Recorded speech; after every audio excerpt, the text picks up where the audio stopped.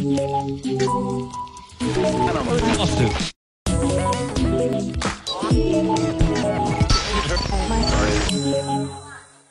a lot. So it's always uncomfortable standing between a bunch of people, a lot of bright ideas, and cocktails. So, sorry, you've got to bear with us for 20 minutes. Hope we make it fun and interesting and worth your time. I'm Sushmita. We are from Heath Wallace. We are an experience design company, and we work in financial services. Today, we are going to talk about harmony in design. Why harmony in design? Buzz, please throw light. So harmony is, of course, a very big topic, and it's actually not a new topic. How old is it? It's actually 6,000 years old. So the whole idea of harmony really started with the idea of feng shui. We actually made a movie about harmony. We actually interviewed quite a few industry leaders as well as designers. We want to show you a sneak peek of the video, and then we'll unveil what harmony really means. Can we play a video? NBA for us, it's our year 3 here.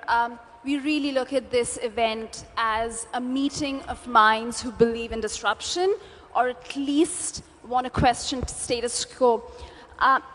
Harmony in design is the other side of the coin of disruption. You cannot really disrupt unless you have a harmonious solution.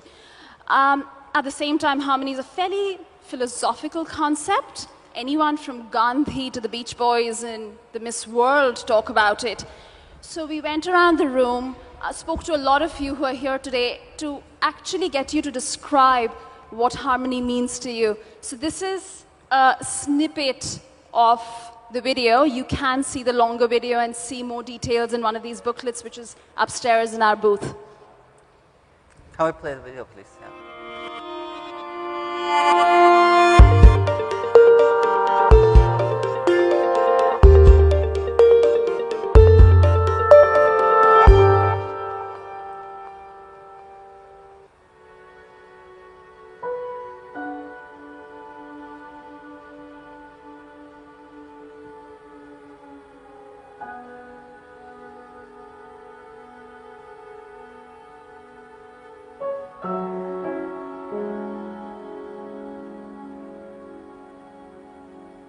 Harmony is beauty.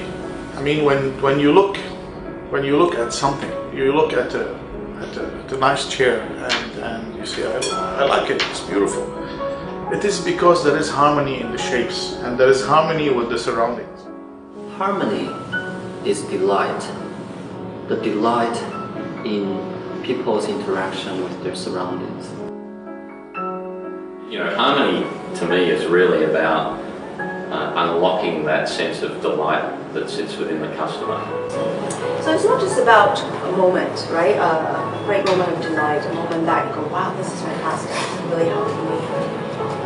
It's beyond one moment, one interaction, one encounter. Every situation or every interaction becomes a wholesome interaction, as you get harmony. And harmony is, whether it's between technology and human interaction, or it's among the human beings, the more we can enable that and the more it happens, the more wholesome experience we can provide to our customers. Harmony is about me having peace of mind that my best interests are being taken care of, and that from a financial perspective, I am not taking risks that I don't need to take. You feel comfortable, you feel at peace, you feel content.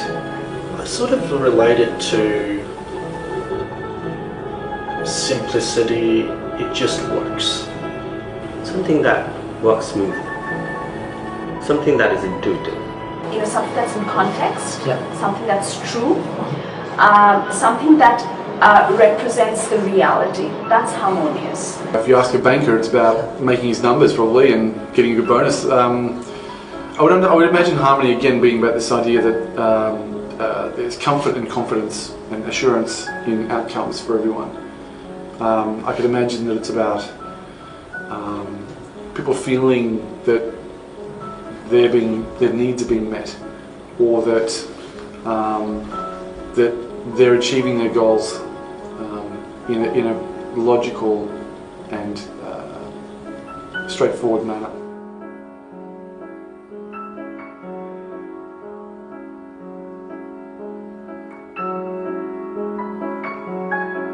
So there's a URL which basically shows you the full video as well as some context to it as well. So me personally, being Chinese, I have actually learned for 6,000 years, people in China as well as Chinese all over the world have been using the notion of harmony in just about designing everything. So from urban planning, when we look at Singapore, Singapore is a beautifully designed city with the notion of harmony, as well as this center, everything works just perfectly and harmoniously. So we know for 6,000 years, the notion of harmony has been sort of the core of design thinking, of physical space, of objects. But when we look at today, a lot of the things have changed, especially with the advancement of technologies. Everything becomes digital. Is that design thinking of creating that harmonious relationship between people and surrounding still relevant today? I think we were on that journey to find out, and we have some really good learnings as well as thinking, which is very relevant to the audience here today about the financial services that we would like to share. And before we go into it, one of my favorite quotes about harmony is actually from Gandhi that Sushmita just mentioned. It says, "Happiness is when what you think, what you say, and what you do is in harmony." And I think that perfectly explains really what harmony means. In our business context, it's really about your communication, it's about your vision, and it's about your brand behavior. I think all of those align. It sounds very simple, however, it's very difficult to achieve. A lot of times we know brands really fall back when they say one thing and they have another vision, and especially when the services and products, when they present to the customers, it falls short. So I think it's a very powerful quote. Like I said, the whole notion of harmony has existed for many, many, many years. Is that still relevant today? I think the short answer for the audience here is yes. I think it's a universal philosophy as well as art and science for really achieving that sense of delight. So we, in Heath Wallace, we believe the notion of harmony is really creating that sense of delight, that sense of happiness. In order to do that, of course, there are many elements as well as many aspects you need to look into. I think we'll quickly try and deconstruct harmony, and we've tried to deconstruct with 4 aspects. So suppose if you could talk about the elements that you think comprise of harmony. Yeah. So basically, we're going to go through sort of a theoretical part of really what we think harmony in design means, especially in this day and age. It's going to be quite quick. We try to keep everything short and concise. And also, after that, we're going to show you guys 6 key learnings. Of course, they're not exhaustive. There's going to be more learnings that we will write about later on and put that on the website. But today, we cherry-picked 6 key learnings, which we believe are the most relevant to the industry today. So we start with the first, I think, aspect of the theory part. Really, is about defining what is a harmonious experience. What does harmony mean? Like I said earlier, I think in short, we believe harmony is that sense of delight. And I think quite a few speakers earlier spoke about what is a good customer experience. And fundamentally, of course, it has to be useful, it has to be usable, it has to be satisfactory, and it has to be delightful, and also it has to be feeling magical to bring you that sense of happiness. So we sort of really dug into what kind of elements really compose that sense of delight, that sense of happiness. And we came down to 12 key elements that's shown on this chart. So we have delightful, of course, we have contextual, we have human, intelligent, connected, holistic, progressive, seamless, sustainable, simple, responsive, and meaningful. All of those are the building blocks of creating that harmonious experience. And many of those maybe are quite familiar to many of you guys, especially I think in the banking industry, especially after the 2008 financial turmoil. Banks are slowly trying to be more human, trying to be more simple, trying to be more meaningful. However, what we have witnessed is that not a single bank or even a brand out there has really been able to deliver on all of those 12 elements. Taking baby step, of course, is very important. It's not a leapfrog, it's not a day and night change. But slowly, as long as we have that right vision, I think achieving that harmonious experience is definitely achievable. These 12 principles, though fairly complete, need to permeate through the various layers of any organization, from the communication to the experience and the service that an organization provides has to be underpinned with what we consider the most important layer, the layer of your business processes. If those don't enable a great piece of communication, experience or service, you will not have a harmonious solution. Yeah, yeah, absolutely. So add on to that, I think to Sushmita's point, of course, in the past there has been a lot of talk about how do we enhance customer experience and build on that relationship. In the past, it's about advertising and marketing, how we can actually talk more about the kind of goodness that brands has to offer.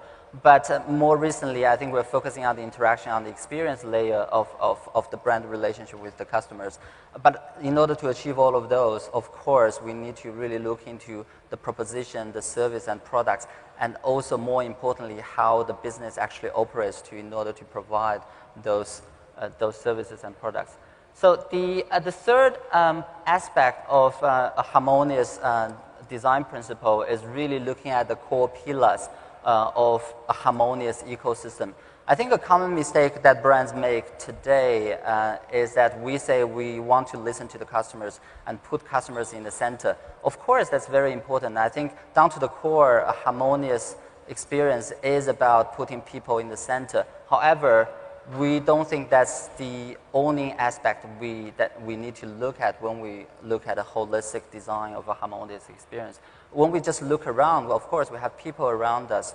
We have the physical objects. We have some invisible impacts, which is also very important, such as culture. And more importantly, I think technologies are becoming a driving force of shaping our life. So all of those aspects has to work together cohesively to really facilitate that harmonious experience.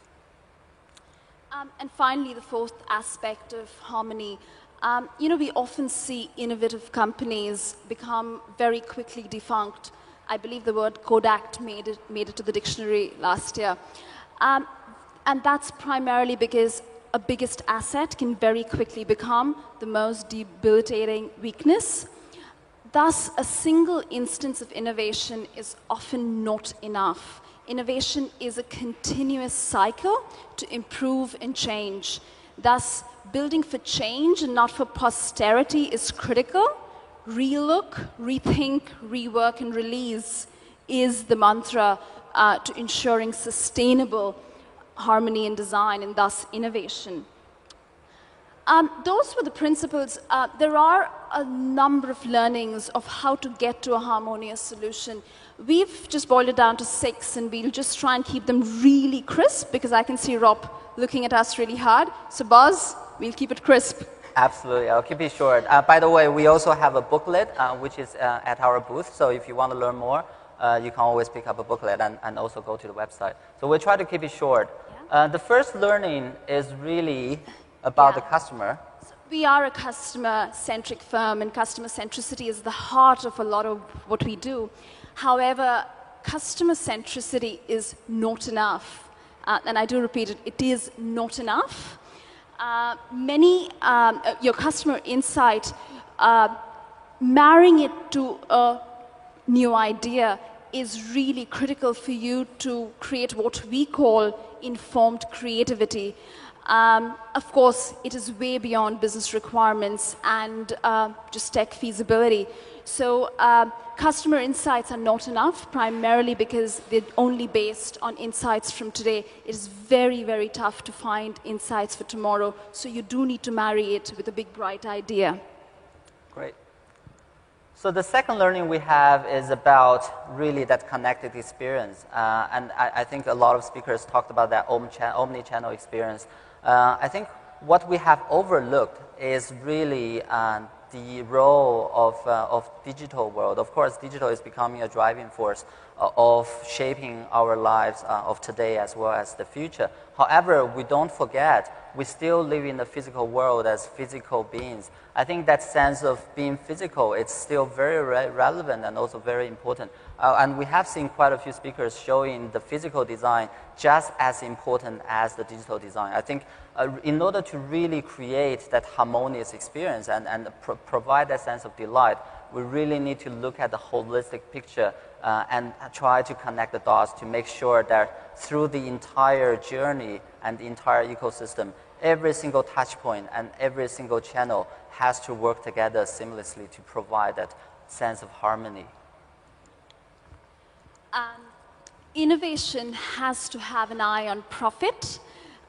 Divorcing innovation from profitability is actually not a long-term sustainable strategy.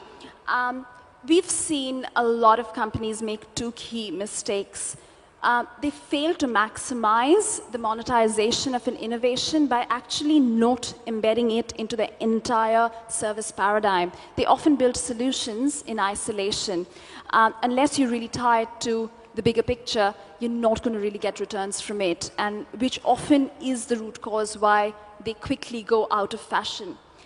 Secondly, a lot of innovation, the profitability or the success of a lot of innovation is based on parameters of profitability of today. Companies fail to define what is going to keep them profitable tomorrow. When you do innovate, you need to ensure the parameters you apply are predictive and not just of today. So sustained profitability is really critical, but you have to ensure your innovations aligned to it. Great.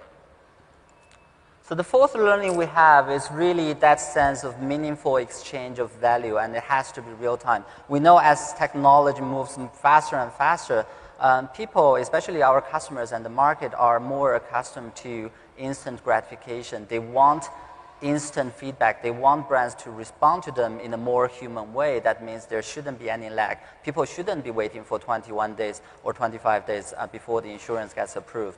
They want instant feedback. So for brands to facilitate that, I think it's very important for us to really leverage, especially the financial services industry, when we do know a lot about our customers, about their life stages, about their transactions. How do we leverage that sense of big data and use that in a more human way, in a more intelligent way, and also create that instant loop of feedback so that we can really establish that meaningful conversation with our customers. And the fifth learning we have is about technology. I think we can emphasize more how important technology is. However, I think a common mistake or a common shortfall that we have witnessed is that a lot of times, especially in the financial services industry, technology has been the driving force of change.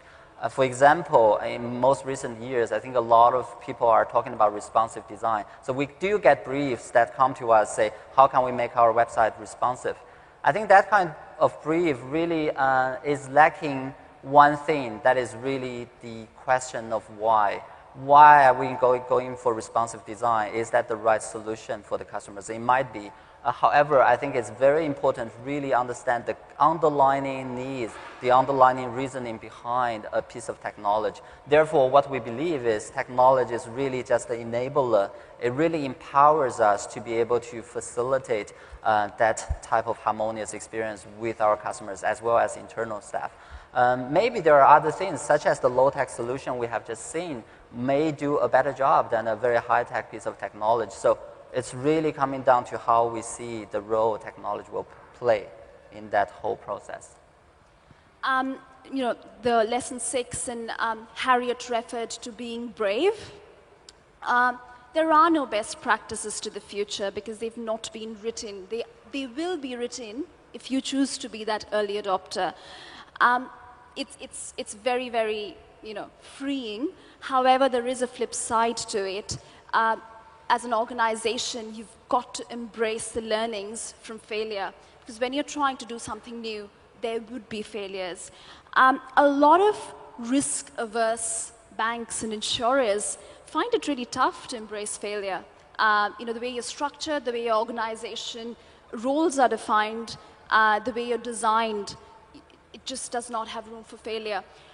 One of the biggest barriers for banks to be innovators is to build a consequence-proofed, fail-safe culture to allow your teams to fail within a very, very safe, controlled manner. We would like to leave you with this thought. Be brave to fail, be fearless, celebrate failures because they will teach you something. That has been our little talk. We hope it's left you with some interesting thoughts to think about. Nothing we've said is new. A lot of it has been around for more than 2,000 years. What we've tried to do is bring them explicitly in the space of design, banking, and innovation. If you do want to know more, do go to the website. A lot of hard work was put in by a bunch of our friends, partners, and the team. There are some great thoughts and sound bites in it. Do enjoy. Yeah. Thank you. Well done. Beautiful. Thank you very much. Great presentation. Go to heathwallace.com/harmony, right? Go to the website and have a look for more? Yeah. So there was a URL, and there's also a QR code on the booklet. Do go to our website. I think, apologies for going over time. I think it's a very big topic. It's a topic of 6,000 years. So I think, let's keep on the conversation. Do come to Sushmita or myself if you have further questions, and do visit the website. Thank you. Thank you. Thanks, guys. Thank you very much. Thanks.